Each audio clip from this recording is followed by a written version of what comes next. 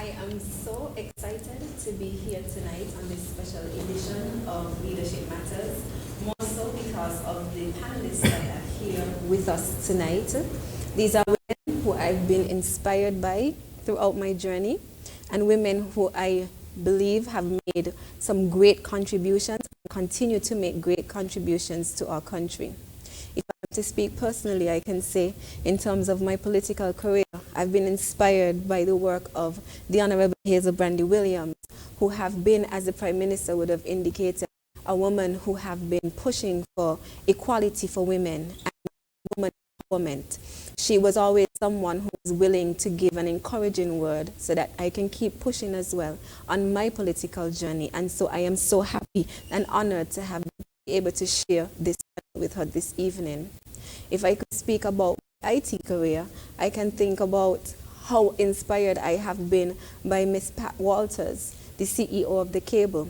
I remember her days at Cable and Wireless, and just seeing a woman so powerful as her being able to lead an IT world, in a world that mostly dominated by men, and to see a woman who was able to and become lead in that position, it gave me that encouragement that indeed my path, my ICT path, was something that was attainable, even though most persons thought that women were not capable. Seeing her undertake that role convinced me that indeed women are more than capable, and I am thankful for the inspiration that she gave just by the position she held and how she handled every situation. And even now at the Cable, the way she's able to turn around the Cable and take it from where it was to one of the leading cable companies within the entire region.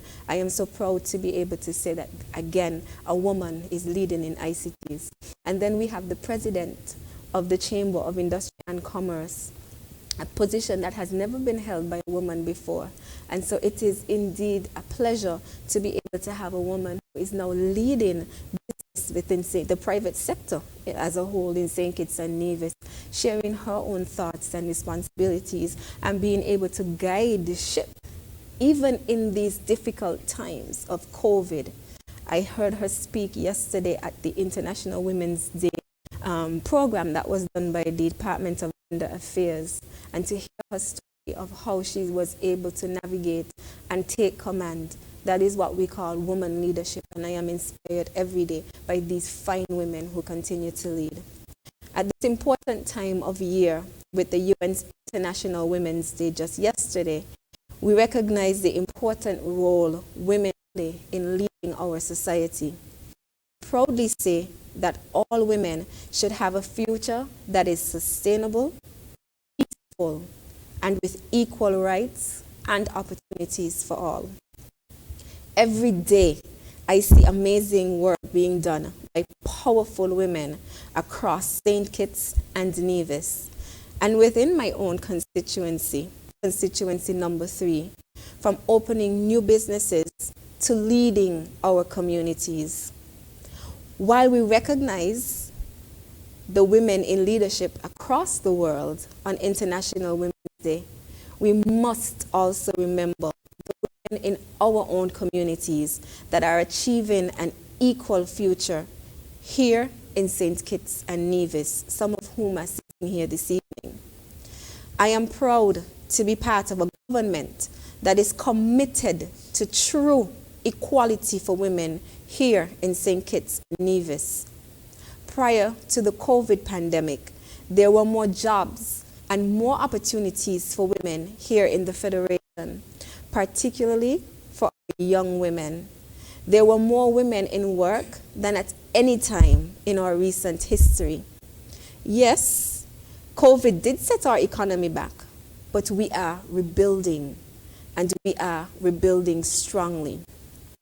The theme for this year's UN Women International Women's Day was Women in Leadership, Achieving an Equal Future in a COVID-19 World. Women of St. Kitts and Nevis have played a leading role in our Federation's fight against COVID-19, which is why we have been so successful in our management and response to the pandemic. Our Chief Medical Officer is a woman. Our Head of Finance, our Financial Secretary, is a woman. Our cabinet secretary is a woman. Our nurses, our frontline workers, our carers, all these occupations are made up predominantly of women. It is their leadership and their commitment on the front line that is keeping us all safe.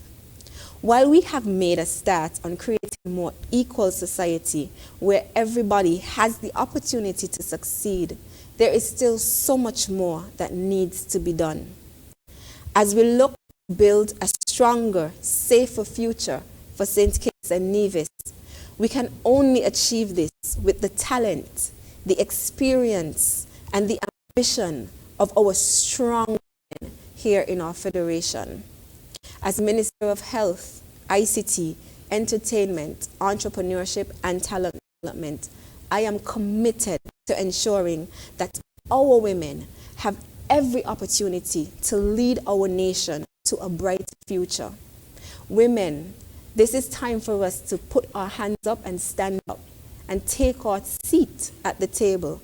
As was said, I think I heard it just yesterday, again from the president. Bring your own chair if you have to. But it's time for us to take a stand. It's time for us to do our part. And I am so honored to be here tonight, seated among some very, very exceptional women who continue to be trailblazers in their own rights. And I look forward to the discussion. Thank you.